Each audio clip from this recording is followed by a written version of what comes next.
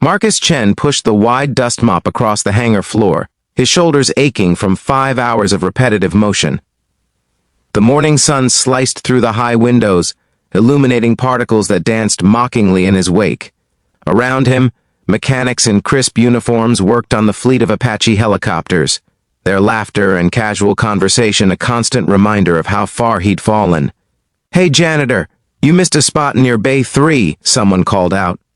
Marcus nodded without looking up, redirecting his path. No point in arguing. At 52, with a service-related back injury and a medical discharge that had cost him everything, he was lucky to have any job on the base at all. Even if it was sweeping floors for $15 an hour. 10 years ago, he'd been Chief Warrant Officer Chen, one of the most respected Apache mechanics in the Army. His hands had kept birds flying through 2 tours in Afghanistan, earning him a reputation as the man who could diagnose problems by sound alone. Then came the IED that threw his vehicle, the 3 surgeries that followed, and the medical board that decided he was no longer fit for active duty. The pension wasn't enough. His daughter's medical school tuition wasn't going to pay itself. So here he was, invisible among the new generation of mechanics who didn't know his name and didn't care to learn it. "All units, we have a situation." The PA system crackled to life. Colonel Morrison's Apache experiencing critical failure. Aircraft grounded for very important person transport mission departing in 90 minutes. All available personnel to Bay 7. Marcus kept sweeping, though his eyes tracked the sudden flurry of activity. Young mechanics swarmed the Apache, their voices rising in controlled panic. This was Morrison's bird, the base commander's personal aircraft for a senator's visit that afternoon. Marcus had read about it in the base newsletter. 40 minutes passed. Then 60. The mechanics' voices grew sharper, more desperate. Marcus caught fragments of conversation. Fuel systems clean, avionics check out, ran every diagnostic twice. "Sir, we can't find it," a senior mechanic finally reported to Colonel Morrison, who had appeared in full dress uniform, his face thunderous. "Every system shows green, but she won't turn over. It's like she's refusing to start." Morrison's jaw clenched. "You have 20 minutes before I have to call Washington and explain why I'm not picking up Senator Bradley. 20 minutes to save all our careers." Marcus had stopped sweeping. His head was tilted slightly, listening to the mechanic's descriptions with the focus of a doctor hearing symptoms.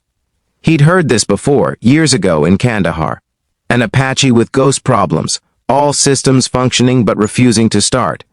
It had taken him 3 hours to find it. A hairline crack in a specific relay that scanners couldn't detect but created an intermittent connection that... "Chen!" Marcus's head snapped up. Colonel Morrison was staring directly at him, recognition dawning in his eyes. "Marcus Chen? Warrant Officer Chen from the 101st? Yes, sir.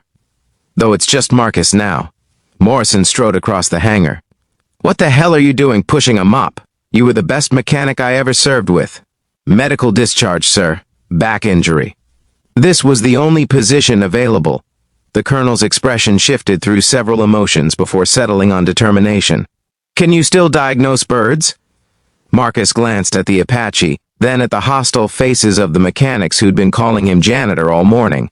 "I believe I can, sir. Then get over here. That's an order, or a request. Whatever you can legally accept." Marcus set down his mop and approached the helicopter, his practiced eye already scanning the aircraft. The junior mechanics parted reluctantly, their skepticism palpable. He placed his hand on the fuselage, feeling the metal like an old friend, then moved to the cockpit. "Start her up," he said quietly. The mechanic at the controls complied. The Apache's systems hummed, lights flickering to life, but the main engine refused to engage. Marcus closed his eyes, listening. There, a barely perceptible click, too soft for young ears but familiar to his trained hearing. "Stop," he said. He moved to a specific panel below the main rotor assembly, pulling tools from a nearby cart. The mechanics watched in silence as his scarred hands worked with surprising grace despite his injury. He removed the panel, reached deep into the machinery, and carefully extracted a small relay component. "There," he said, holding it to the light. Hairline fracture in the J47 relay housing creates an intermittent connection that standard diagnostics read as functional. The vibrations from your diagnostic tests were probably the only thing keeping it connected enough to show green. Morrison took the piece, examining the nearly invisible crack. Outstanding. He turned to his stunned mechanics. Someone get this man a replacement part. Now. 8 minutes later, Marcus tightened the final connection. Try her now. The Apache roared to life, her rotors beginning their powerful rotation. A cheer went up from the assembled crew. Morrison clasped Marcus's shoulder, careful of his injury. My office tomorrow 0800. We're discussing a position that doesn't involve a mop. As Marcus walked back to retrieve his cleaning supplies, the mechanics who had mocked him that morning stood silent, respect and shame mingling on their faces. The senior mechanic approached. Sir, we didn't know. Thank you. Marcus nodded. You do now, but remember, the person you overlooked today might be the expert you need tomorrow. Rank and position aren't everything. Skills and experience have value, no matter whose name tag they're under. He picked up his mop, but somehow it felt lighter. Tomorrow would bring changes, but today he'd remembered who he really was. Not a janitor, not a broke veteran, but a man whose knowledge and dedication still had worth, still had purpose. And that made all the difference.